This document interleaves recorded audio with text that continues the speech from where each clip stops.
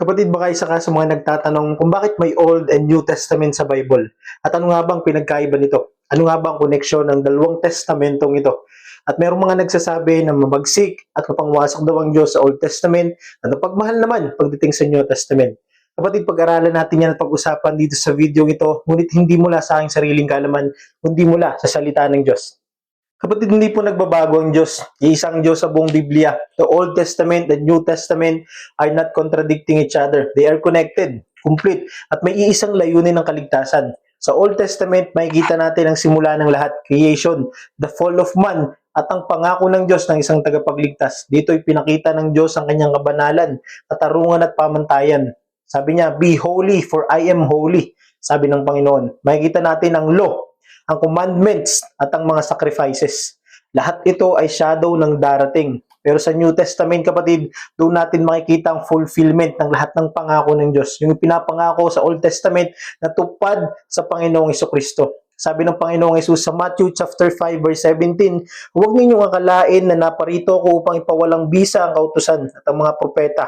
Naparito ako hindi upang ipawalang bisa ang mga iyon, kundi upang tuparin."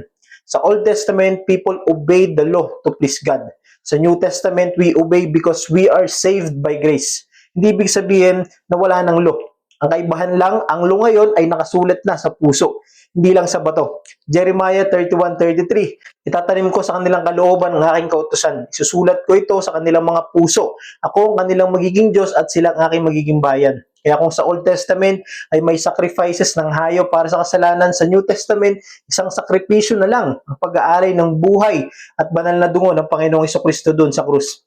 Hebrews chapter 10 verse 10. At dahil sinunod niya ang kalooban ng Diyos, tayo ay ginawang banal ni Jesucristo sa pamamagitan ng minsanang paghahandog ng kanyang sarili at iyon ay sapat na.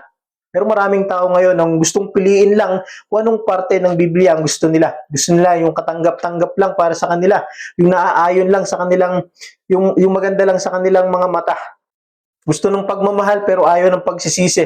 Gusto lang puro biyaya, ayaw ng pagsunod. Pero kapatid, buo po ang Biblia. Hindi mo pwedeng tanggalin ang Old Testament, hindi mo rin pwedeng ihiwalay ang New Testament.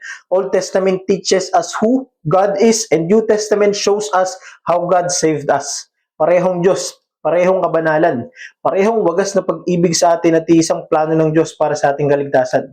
Kaya kapatid, ang hamon ko sa iyo ngayon ay huwag ka lang maging reader ng Biblia, kundi maging living testimony ka ng salita ng Diyos. Basahin mo ang buong Biblia.